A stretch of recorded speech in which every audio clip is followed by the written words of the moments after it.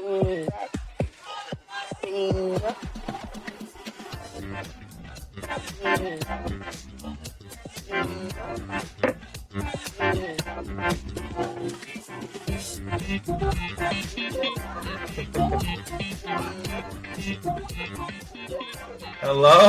and welcome to Popcorn and Beers, where some use tomatoes and others use thumbs. We use the stuff that gets you drunk. Second week in a row, the whole crew is together.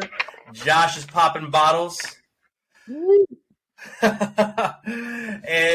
it was a slower weekend, but we had one big release. Right, M. Night Shyamalan re-entered the fray, trying to make a recovery. Yeah, right. Trying to make a recovery from old, and we'll get into whether or not we thought he was able to make that recovery. But before we do that, Jordan, what were we watching this week? So I started off this week watching Terrifier 2, another one of those horror movies that use the marketing technique. This movie made people vomit and pass out, but with this movie, you really could actually see it happening a lot. It was disgusting. The killer Art the Clown is genuinely horrifying and instantly iconic. You can right away put him up there with the Freddy Kruegers and the Jasons and the Michael Myerses. It's very well done for a low budget film. Partially crowdsourced. The budget was like $250,000 and it made $14.7 million. So love it or hate it, we're gonna see a lot more of it. Get ready for Terrifier 10 in the hood. Oh no! If you watch Terrifier 1, spoiler alert, you know he gets killed in the end, but kind of like twitches. He does that thing in horror movies where he kind of twitches in the morgue, and you know he's back. He's in the one. The toe wiggle. Yeah. So that makes it kind of take on a supernatural element that he's back. Like, in the first one, you kind of think he's just a man. Yeah. Mm-hmm. But then you're like, oh, he's a demon or something. But it's like Michael Myers when he gets shot and he falls off the balcony in the first one, and then he disappears when they go back to him. Yeah. It's not something I'm a fan of with horror movies. It kind of feels like a cop-out for the sake of like having some open-ended closure for people. Yeah.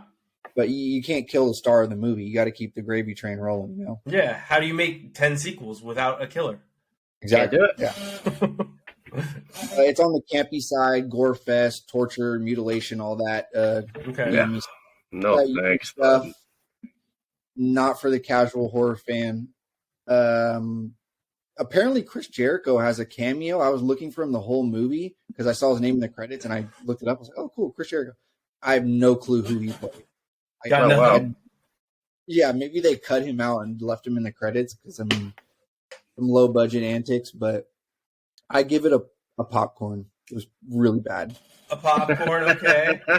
All right. I was going to ask you that you were talking about how gory it was. I was like, okay, are we talking about like maybe a Devil's Rejects, The Hills Have Eyes style? God, maybe what's that movie called Hostel, where they just yeah, worse. Way worse. It was the goriest movie I've ever seen. Okay, I got you. What was next on your list? I watched Oat Studios on Netflix. It's like 30 to 5 minute sci-fi shorts from Neil Blomkamp. Yeah. Awesome. The director of previous drunk classic, District 9. Mm-hmm. They're kind of unfleshed out film concepts or just experiments with different effects and animation styles. Yeah. A couple of them could have been left out entirely. My favorite one was there's a skit with Charlton Copley, the guy, the star of District 9, where he plays God, and he's got like humans on this little like board thing, and he's kind of like, throw a tornado at him now. Let's see how they like that. I do remember that. And he's like, it's like he's in a big, huge office, like a big, huge study, right? I remember that episode. Start a fire and put it out with a tornado. Cool. It's really bizarre stuff. It doesn't go on long enough for you to really dislike it, It's all just a story. If you're like, oh, I'm really not feeling this, it's over before you know it. I give it a popcorn and a beer just because of how experimental and cool it was. The one with Sigourney Weaver, I thought was fine. I wanted more of that, to be honest. Yeah, they're like it's like fleshed out movies, you know. Yeah, and you had like I don't know if you read the titles of the episodes, but there's an episode that's all tied together, and it's like 4 of them. It's like Jonathan or something like that's a name like that. Jonathan 1, Jonathan 2, and I kept going back and rewatching. I'm like I'm trying to line these up so I can understand, but it's so confusing because it's missing so many pieces of each story. Yeah, it leaves you feeling a little empty inside, a little unsatisfied. Josh, did you get to watch it? Did you also watch the Oat Studio stuff? No, I haven't seen that yet. I really want to. Gotcha. Yeah, I think you would like it because it's super quick, and you're one of those guys that like you put something on when you're cooking or something, and you get through it like boom, boom, boom. Yeah. Jordan, what was next? So, yeah, I watched The Running Man on Paramount Plus with Arnold Schwarzenegger. Yeah. A quiet boy. It came out in '87 before I was born, when they envisioned that in the year 2017 all sorts of dystopian shit's going to be happening. It kind of is. I mean, they're not that far off. Yeah. I like movies that use this concept of like in the future all morality goes out the window and people are like openly entertained by these like savage blood sport competitions. Like they bring back the gladiators in the arena, right? Mm-hmm. like Condemned, Squid Games, Idiocracy, that kind of thing. You know what I mean? Yeah, someone's behind there pulling the strings, making us all kill each other for life. Yeah. Oh wait, that's really happening. Yeah. Worst written and most obnoxious kind of damsel in distress characters. It's horribly annoying. Didn't even need to be in the movie. You got a really old lady dropping a hard mother effer in it. Great, I love that. A laugh out loud moment for you. Yeah. I like that. Like, damn, that's someone's grandma. That's someone's. I give it a popcorn. And a popcorn. You got one last one, right? Was that? You got one last one, right? Yes.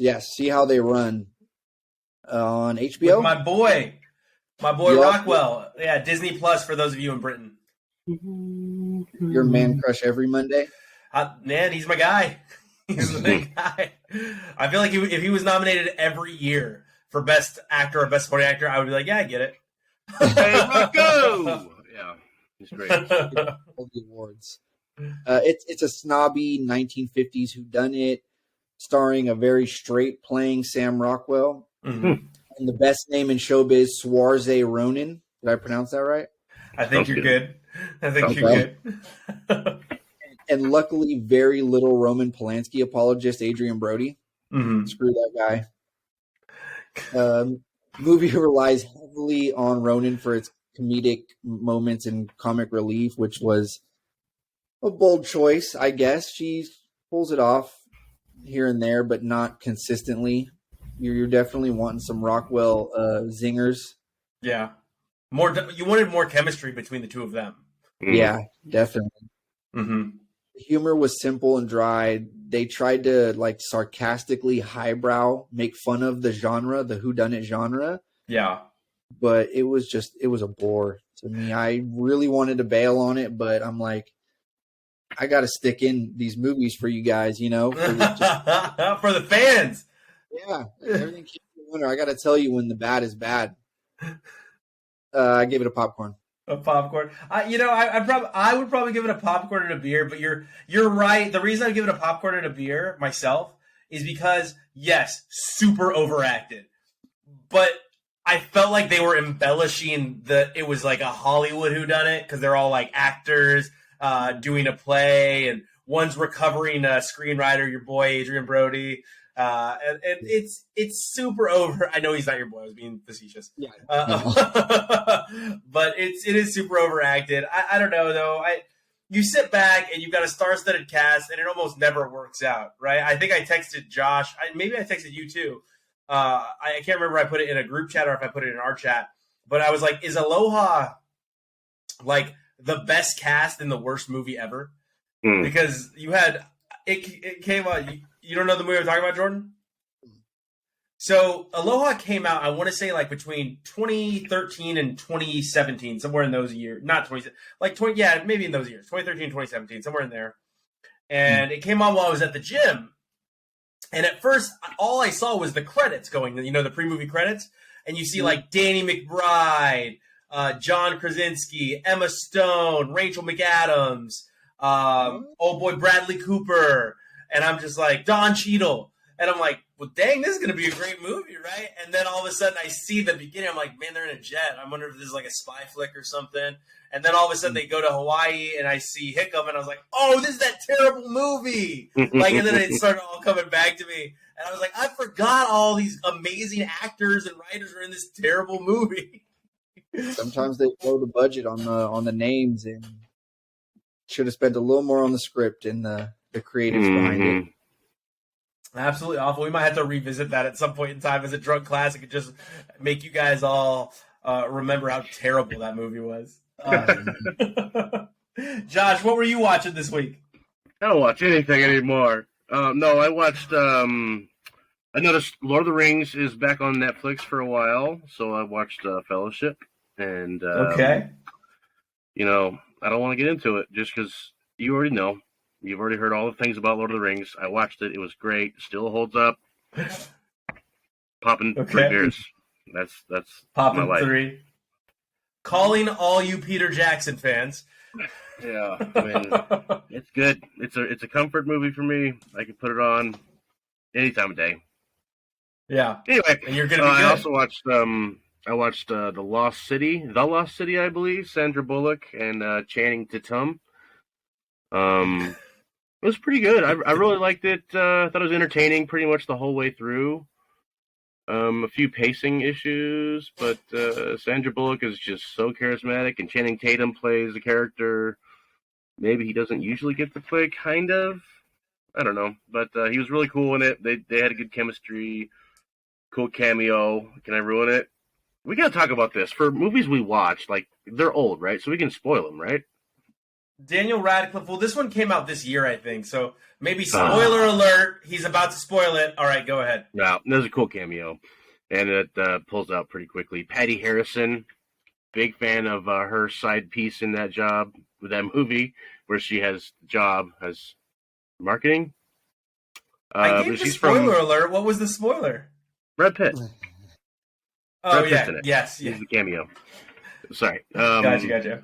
I tried to play it off smooth. It didn't work out. But it was good to see Daniel Radcliffe with Harry Potter working. I think he's great, and he should end up being a lifetime blockbuster career. I mean, he can do whatever he wants, in my opinion. He's always good, no matter what. Dude, I need to see the Weird Al movie. I don't want to spoil it for you guys, but I accidentally heard a review, so now I know what happens in the movie. And now that I heard the spoiler, I want to see even more. But Roku, I can't get Roku in England, so I've got to figure that out. Yeah, I can't get the Roku figure it out. I don't think we can get it either. It's free. It's free. Yeah, most TVs have it. If you have a Roku, just say Weird Al, and the movie will pop up. Okay. Yeah. Or you can just sign up. Yeah, it's free. Josh, I will tell you what's funny about this. What'd you rate it, by the way? Oh, well, I gave it a popcorn and a beer. One of my favorite quotes from it was, "I've been trying to take a nap for 1.5 years." Just this woman giving her desperation speech. I enjoyed it. It was interesting to, like, the overall theme of it was like romance novels, adventure romance novels. Yeah. Which is similar to Red with Brucey Willis. I'm not sure if you've seen that one. That was just a nice comparison. And Red too. Yep. Yeah, and also Red too. Right.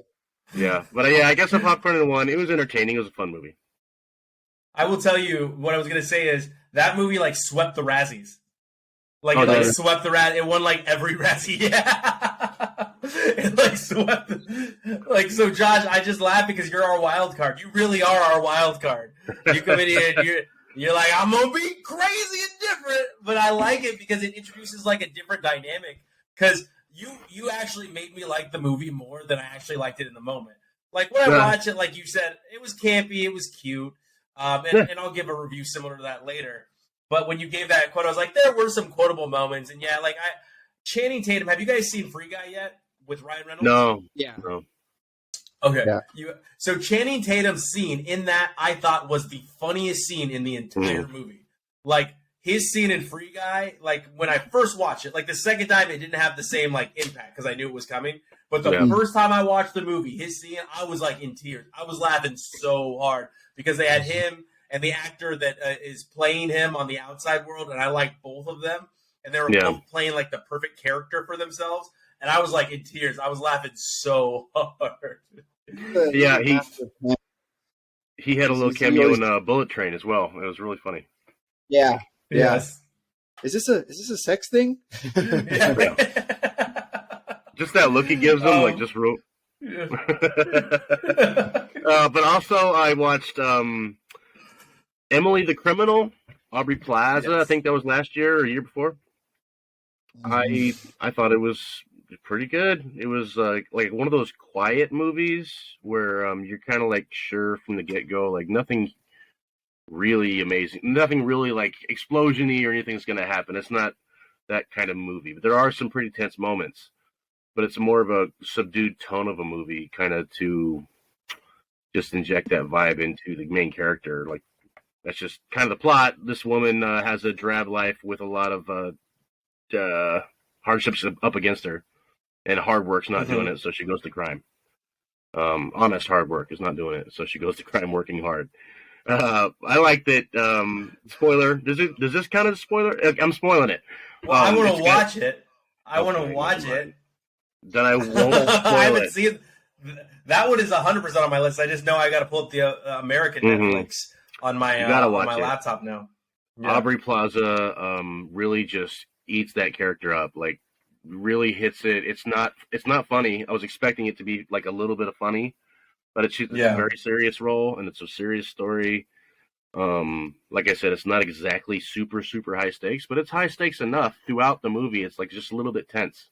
And it's pretty cool. Very entertaining movie. I give it a popcorn and 2 beers. Wow. Popcorn and 2. Have you seen Ingrid Goes West yet, Josh? No, I want to. I want to see everything. Yeah, if you hated that movie, Josh, if you like her in this style, you would like Ingrid Goes West because it sounds like it's similar. Go ahead, Jordan. I didn't mean to cut you off. Oh, no, I hated that movie. Have you seen one that I really liked? Have you seen The Little Hours, where they're nuns? Oh, I want to see that too. I heard that was funny as shit. With I think John C. Reilly. Yeah, that's great. I might have seen it, but now I'm gonna have to look it up. The Little Hours. Nuns in the old times, right? Oldie times. Yeah. Okay. All right, I just put that. I just wrote it down so I wouldn't forget. But yeah, it's. I liked Ingrid Goes West, but I'm sure Jordan, did it just make you feel eerily uncomfortable? Ingrid Goes West. Yeah. Why? Why do you say that? Because it's an eerily uncomfortable film. Like the whole movie is kind of like skin crawly, like everything that goes on, and then like the whole influencer bullshit that goes on with Wyatt Russell and the squad goals. He just paints on a painting he finds in a thrift store, and they like take advantage of her and they sell it to her for like $1,500, and she's like, "Yeah, I'll take it." 'Cause she just wants to be their friend, right? She's using all like the spoiler alert. She's using all the inheritance money that she gets from her dead mom, and then she finds out, these people don't like her at all, which is like terrible. But I just remember being like, I don't really care about her. Her character is so like just so like vomitous. You know what I mean? Yeah. Like, uncomfortable. Yeah. Still, I'd give that one like a popcorn. It is a skin crawler for sure. For me, gentlemen, I watched Nate Bargatze's Amazon stand-up special, and I gave it, just real quick, a popcorn and a beer. He takes about, I literally wrote down, takes 17 minutes to get going. It took about 17 minutes, so I was like, okay, now he's in a flow. Yeah, but I stuck it out because I think I was like folding laundry or something. I'm like, well, I don't want to pay attention. So I just had the stand-up going, and then he gets really into it. He reminds me of my childhood a bit. When he starts talking, there's a funny joke where he's like, the front, my family just uses the back door, and I think they're confused. Like, I think they don't realize that they're supposed to use the front door, and maybe they just have their house backwards. And that whole skit that he was doing, that had me roll. I was like laughing because he's like, I look my dad dead in the eyes and I go, "You ever think you just got it backwards?" so that skit had me rolling. There was some other stuff about growing up broke, and then like your parents remarry, or you move out, or your younger siblings like get all the stuff you never got because now your parents have money and you got to watch them like get all the spoils and stuff, and like they're nice to their kids now, which is weird. So like back then you were a kid, now you're their friend and a kid. It's a very confusing dynamic now. So he gets into that. I gave it a pop and a beer because it does trail off at the end. It's not quite the same at the end. Blackbird, which is a miniseries on Apple Plus, starring Taron Egerton, and he was fantastic. I do love that they keep trying to make him this big buff guy, and he's clearly 165 pounds soaking wet. Like, I'm sorry, like there's a scene where he's going to town on a young lady, and we don't need to get too far into it, but like they frame it up so you're looking at him, like you see how fit he is, right? And I'm just like looking at, he's got like these little itty bitty pecs, and I'm like, he's like 165 pounds, guys. Like, I know you're trying to give off this big tough guy image, but I'm not getting that. I'm looking at him and I know he's tiny. He's Spider-Man physique. Yeah, on the 165 pound hate. All right, exactly on my best days. Based on true events, it's a drug dealer. Taron Egerton is a drug dealer, and he's somebody that everyone likes. Like, everyone likes this character. He's that person that walks into a room and he's everyone's friend. Right. And the FBI sees this, and they try to get him to become friends with who they know to be a serial killer, but they need to get him to confess, because if he doesn't confess, his appeal will go through. And that lines up an entire it's an entire show. It's six episodes that you will sit there and watch. Like, you'll be glued to it because you want to see how does he get this guy. But the character, because based on true events, that is the killer, is just chilling, and it's gross, and he's laughing. And there's a scene in it where adult content alert for all of our listeners. There's a scene in it where the killer, who kills young women, so you guys know, goes, no, I've never gotten to have sex with them. But my brother tells me sometimes it gets wet. And he's like, what gets wet? You know, Taron Egerton's character, because he's trying to, and it's just creepy and it's eerie and it's gross the way the character's pulling it. And he goes, it's never wet. And he goes like, it's never like that for me. Always bone dry. And you're just like, oh my God, like, this dude is so gross. Like, yeah. And in that scene, like, after that scene, okay, adult content over, you guys can come back and watch. And remember, audience, we're watching films and we're watching movies. That's why we're trying to give you insight into what you're about to see. Culture, man. I got to be careful because I don't want to get aggregated.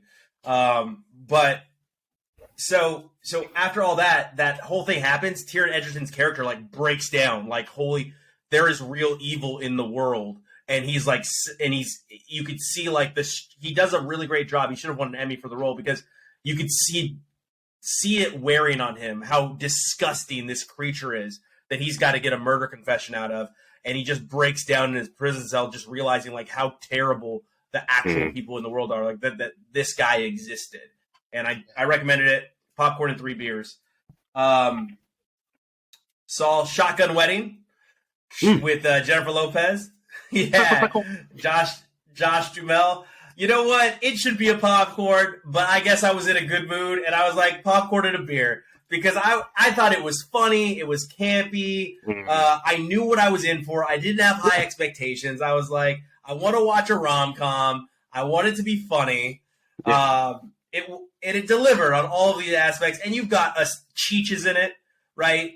Cheech, Lenny Kravitz. Yeah, Jennifer Coolidge is in it.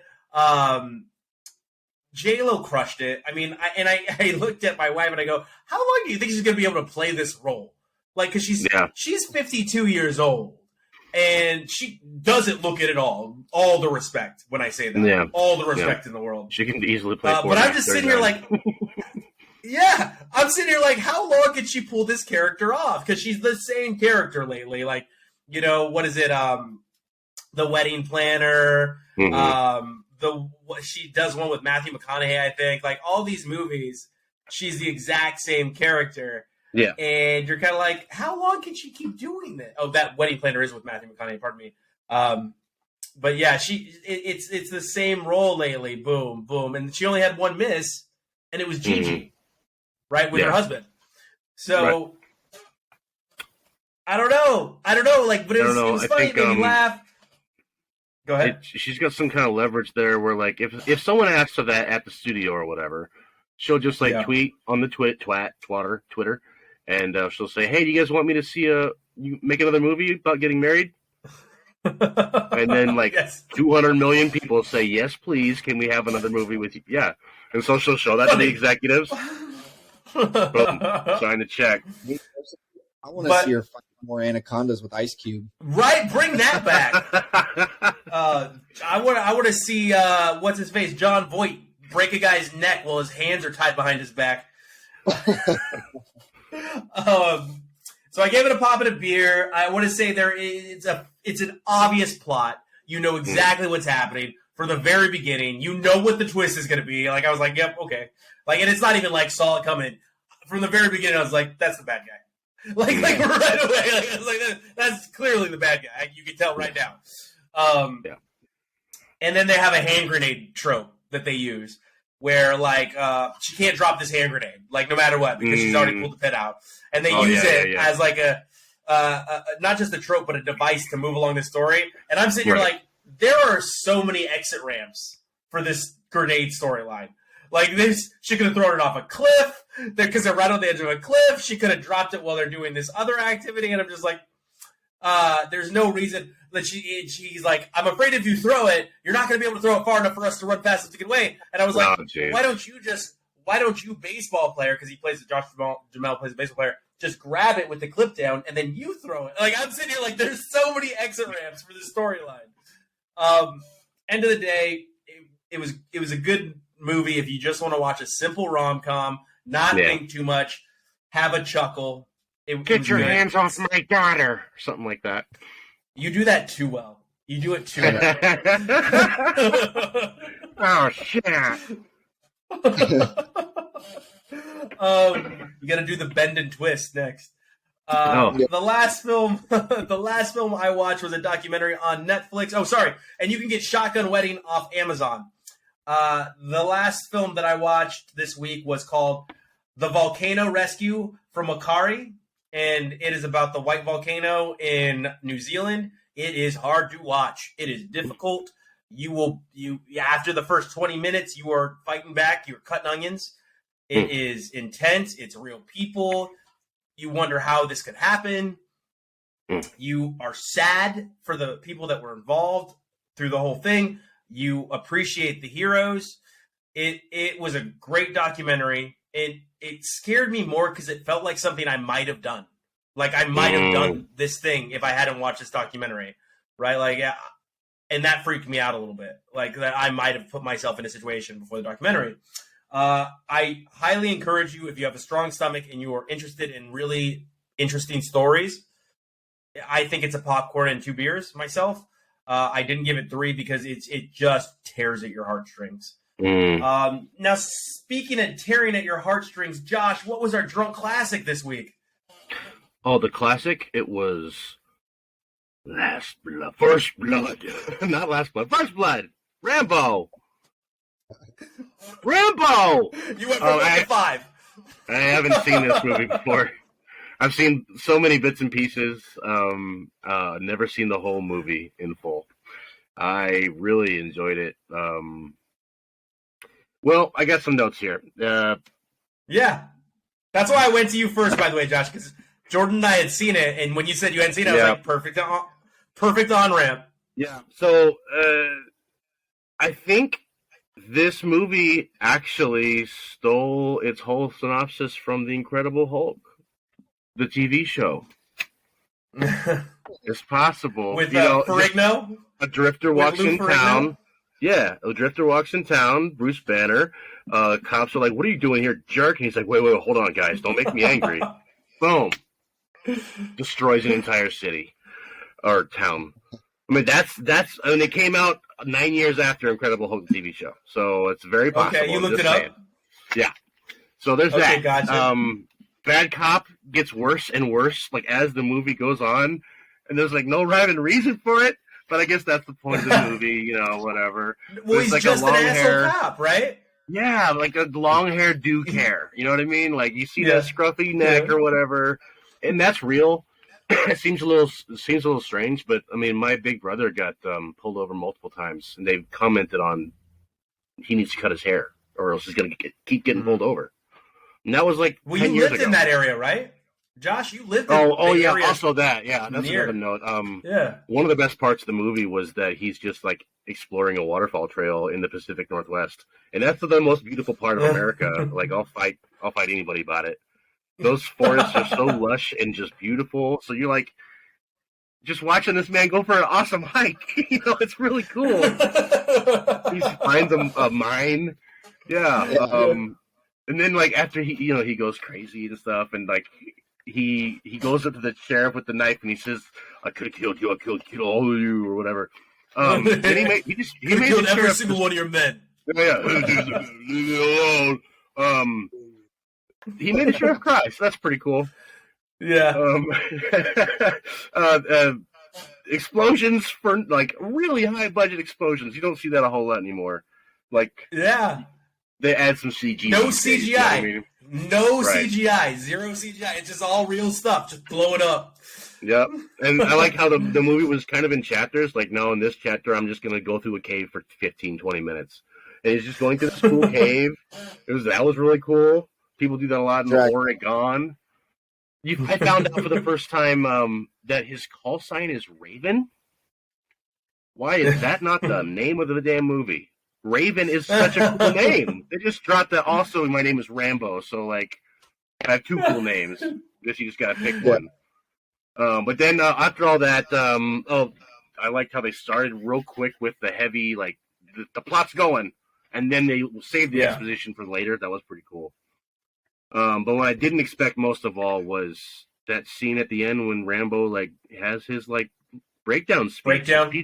PTSD, throwing shit, getting mad. The quote when he said, "Where is everybody?" Like, I almost started crying. And then by the end of the speech, I was crying.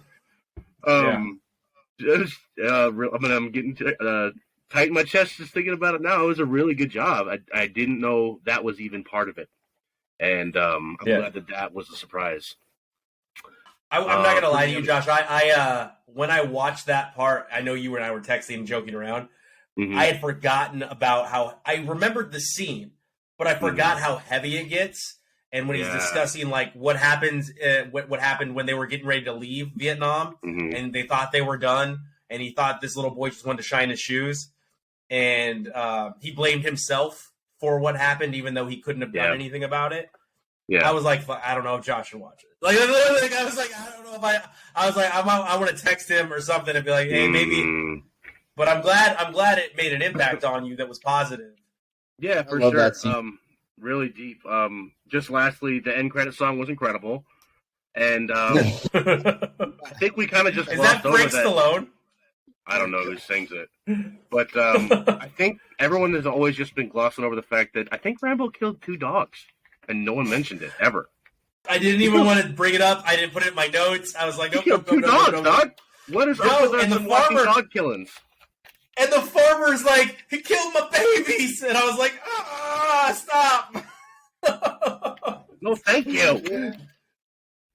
Go ahead, Jordan. Sorry.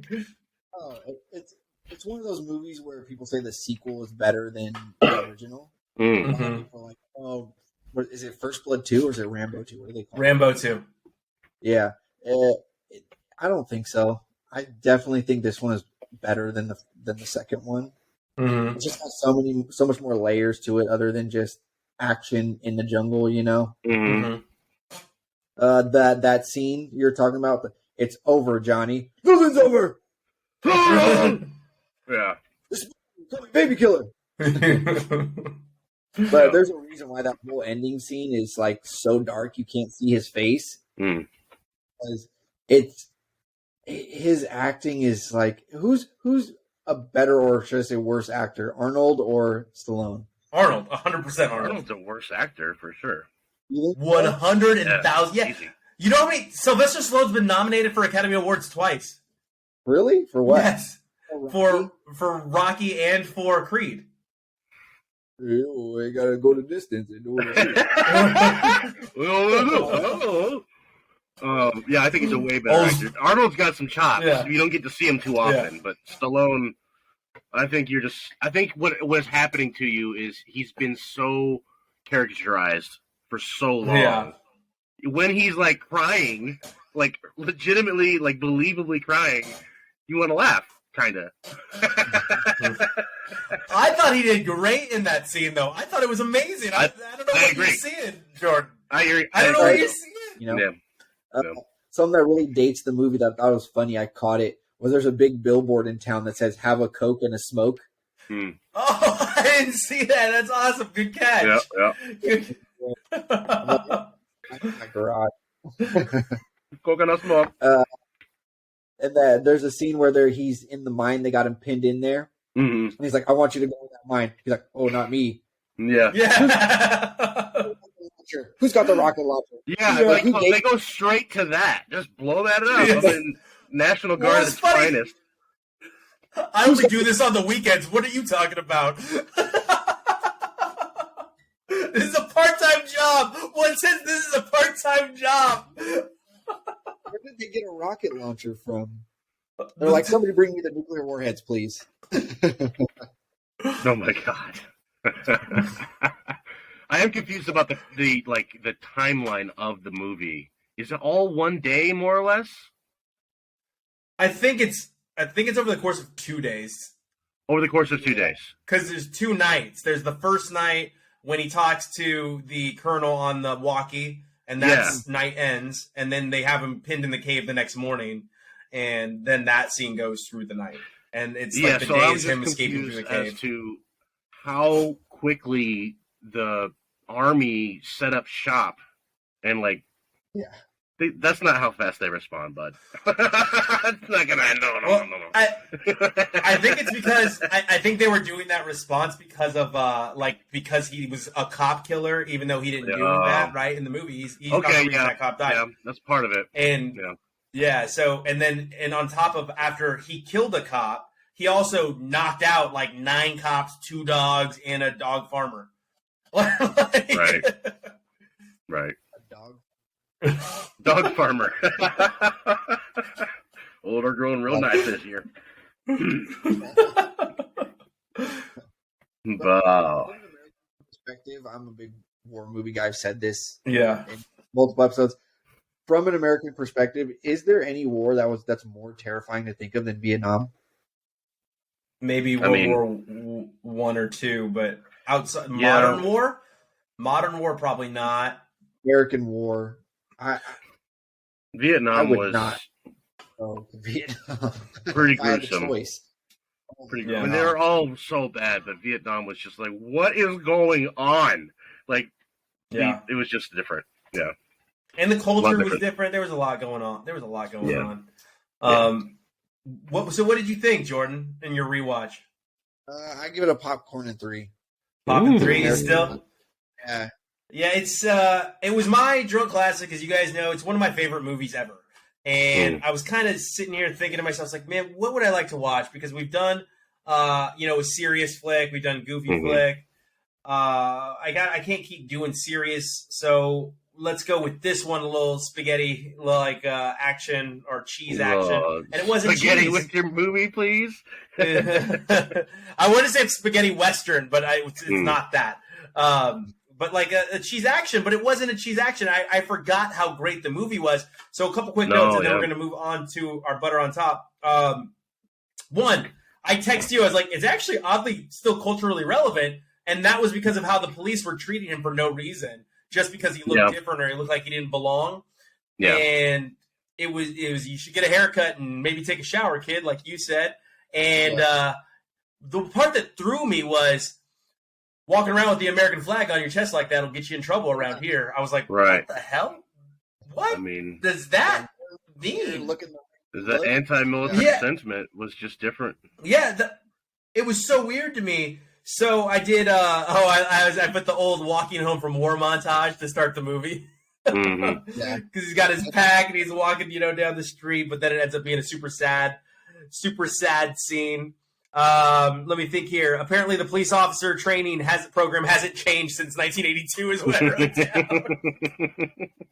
Because they immediately start beating him, and then even the young officers were kind of like, "Hey, I don't think this is right," and then they start getting the young officers to do it, and I'm like, "Yeah, that's kind of how it happens. Is you put them in this cycle of bad training and violence, and then the young officers that are kind of like, we shouldn't do this, they grow old and they become the assholes." And why are we shaving this man this way? Yes. They don't make rap songs called the Department. Right? And the hose, man, that was so bad. All right. The old, we ain't hunting him, he's hunting us. That line got dropped. That's the Position Predator movie. Yeah, 100%. And then the cop, like you said, he gets progressively worse, Josh. The quote, when the colonel finally breaks him down to the last piece and he goes, "I wanted to be the one to kill him. And I was like, yeah, that's your ego at work, knowing that he's a better man than you and you just can't handle it because you're a terrible person." Go ahead, Josh. I'm a big boy. Yes, exactly. But did either of you find it funny that Rambo's this badass that's just like setting up traps in the middle of the Oregon forest, and then all of a sudden he's in a cave and he freaks out when the rat gets on him, like loses his mind in the cave? And I was like, I feel like that's just a normal part of. But I felt like it was just a normal part of life for Rambo. But that's like his biggest freak out. Not the rocket launcher, not the bullets, not when he's hanging on the side of a cliff. It was literally the rat was the biggest reaction. It could have been a PTSD thing as well. Maybe he had some rat interactions. So as we go, there's a theme. Yes. Yeah, right? Bites off the head. Like an Aussie style with the bat. There's a theme to this episode, and it is literally we don't have the same opinion on anything except for Rambo, which I think we all gave it Poppin' 3. Did you go to Poppin' 3, Josh? Okay. 2 maybe, okay. A little bit of dissent. But other than that, we've all been right like 1, 2, 3 on each movie we've reviewed today. And that theme stands true for our Butter on Top, Jordan, which you truly, truly enjoyed. And that was Knock at the Cabin. Huh? Who did? I just want to point out at the beginning of the movie, something that really, it stuck in my craw. For some reason, because how she spells the name Caroline, it's so, millennial. You know what she's naming her grasshoppers. She's catching the grasshoppers, and she's naming them. She's like, this one's name's Caroline. And they show the paper. Yeah. The way she spells it is Kerolein. But she, I don't know. She misspelled other things too, though. No, I thought maybe that was her serious, because she said she's named after a friend in school or something. Oh, maybe you're right though. Yeah. It bugged the shit out of me for some reason. I couldn't get over it. It's funny because it was sunny. The movie is like a apocalyptic film. I'm not gonna spoil it or give away too much, but it's like an apocalyptic theme movie. And so it's funny because it was sunny when I walked into the theater, and then really overcast when I came out. It was like 2 different days, and it had me walking around, looking over my shoulder, looking for signs of an apocalypse. A cult? Were you looking for a cult? For fire and brimstone when I walked into the theater. Oh shit. The scene in the movie that I thought was really good was when the Batista is talking to the little girl, and he's like, how do you feel about having 2 dads? And she's like, well, the guidance counselor at school keeps saying it's so great that I have 2 dads, but it makes me feel like she's saying the opposite. Yeah. Yep. Wow. That's pretty good. That's some deep stuff right there. Yeah. Society today. Yeah. Society. I feel like it kind of ripped off this movie that came out, I don't know, a year or 2 ago called The Killing of a Sacred Deer. I think it's with Colin Farrell and Barry Keogh, the stars of, they're both in Banshee. Yeah. trippy movie where this doctor, he has a secret, like a love child. He has this affair and has a kid out of it, and he kind of like in like a guilty way keeps popping into this kid's life to be like, oh, I'm just making sure you're good, but I'm just a friend, like a family friend. I'm not your dad. Don't think that. It's kind of like this weird dynamic. Turns out the kid kind of knows and takes out this, like, puts a curse on the dad to where basically his family's going to die unless he chooses one to kill. Mm-hmm. And I was like, this is pretty much the same movie as that. Just bigger budget? Yeah. Okay. But trippy movie. If you ever get a chance, it's a little tough to watch, like just as far as how sad it is. It's a real gut wrencher, but trippy movie. Check that one out if you can. Eerily similar to this. I give it a popcorn too. For this one? I give it two. Yeah. All right. Yeah. Wow. Now let's take this spectrum and go to the other end of it with Josh. What did you think, Josh? Well, I left after about 45 minutes or so. Once you get to that and point M. Night Shyamalan have a bad relationship. You have a bad relationship. I like almost everything I've seen of his. The Happening was whack, but because I think you walked out of that with Yoshi too. Didn't you and Yoshi get up and walk out of The Happening? that's a strong possibility. Yeah. Sorry, I apologize. No, it's all good. Like it's just dumb. It was just dumb. And then like after about 45 minutes, if you look around the whole cast and think, I don't care what happens to anyone here, you should probably just leave. I don't care if like Batista.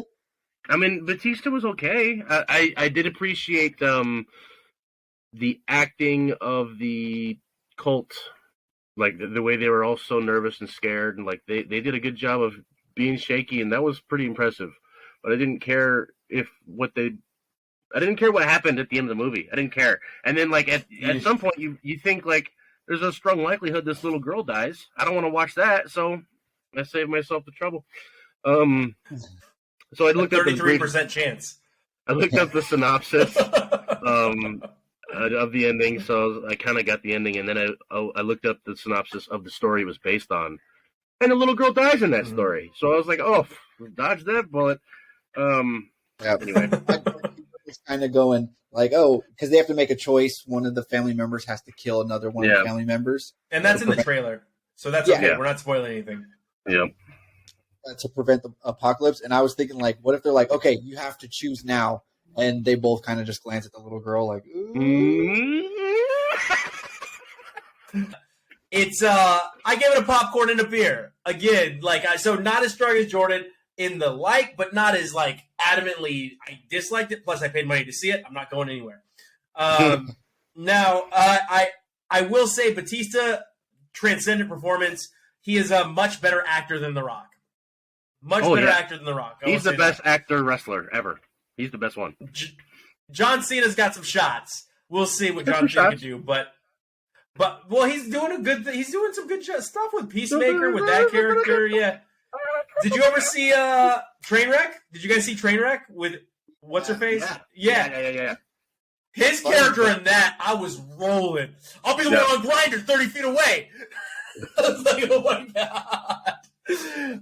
So I don't know, but Bautista, he did great. He was fantastic. The second grade teacher.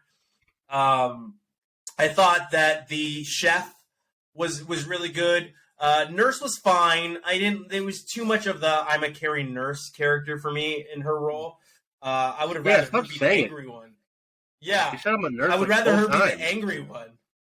Oh, the whole this. It was just there's a lot with the medical stuff that was making me laugh. But outside of that, it was a lot of without sacrifice, there's no humanity. That was the message that a lot of it was that the movie was sending. Was like, hey. I even put it at the end. It really drives home that each family, every person has to sacrifice if they want this earth to live on. It was a huge climate change movie. Like it really was. It was because a lot of the disasters were climate-based, solar-based, right? What caused the airplanes to fly out of the sky? Solar flares, right? Yeah. So it was a climate change movie, but they did it in a different way to make us think about it, kind of like Don't Look Up, right? By Adam McKay. It asks the question, what if some conspiracies are right? Which I don't like, right? Because that gets a lot of crazy people going. But it does ask that question, like, what if this conspiracy is true? I didn't like that California and Oregon and Washington got racked by tidal waves. That sucks. That's a true eventuality, though. Like, that could happen tomorrow. It's a real thing. Well, I mean, there's natural disasters that happen everywhere. I will say popcorn and a beer. I found the little girl annoying more than fun. I found the lawyer gentleman, the dad that was the lawyer. I felt he was just way over the top in the you don't know what I've been through, and it's kind of like I wish he had played that a little bit more straight man than just every time I'm saying something I'm going to be as loud and freaking out. Are you freaking Al Pacino? Like, what are you doing, screaming everything? Yeah, a lot of grandstanding instead of intimidation. Yeah. So outside of that, go ahead, Jordan. A funny scene that I forgot that I want to point out. There's a scene where they lock Batista in a bathroom to try to escape. And then you hear the window break, and they open the door. They're like, oh, God, he climbed out the window. They open it, and it's like a perfect, there's no way Batista fit through that window. It's a perfectly Batista-sized window. There's like a circle. There's no way he jumped out of that window. I looked at the same thought. I was like, there's no way that giant man fit through that window. Like, what It'd be so funny if he was stuck in the window. Yeah. I'm like, he's clearly in the shower. Like, it's very clear, like, where he's at. Go ahead, Jordan. Oh, that was it. Yeah, I love that scene. It was funny. Outside of that, I felt like the movie did a good job of sending a message. It is, I'm not going to spoil it, but Josh, you heard what I called it on the chat when I said it's this type of M. Night Shyamalan movie, and I'll tell you when we stop recording so I don't spoil it for anyone, Jordan. Outside of that, Josh, what do you have for our Drunk Classic for next week? What are we doing? The Drunk Classic. The Drunk Classic this week is going to be I Heart Huckabees. Okay. I picked it specifically because I'm pretty sure Fry will hate it. I do hate that movie. It's one of my favorite movies ever. It's so funny. I'm just not a Jude Law guy. Jude Law's a bad guy. I just don't like his acting. It's the thing. But I get why you chose it, and like I said, I will give it another shot. But what is our butter on top? Quantumania. All right. Quantumania. I love it. I love you guys. I love the fans. Where can the fans reach us, Jordan? At Popcorn and Beers with no D. Popcorn and Beers on Twitter.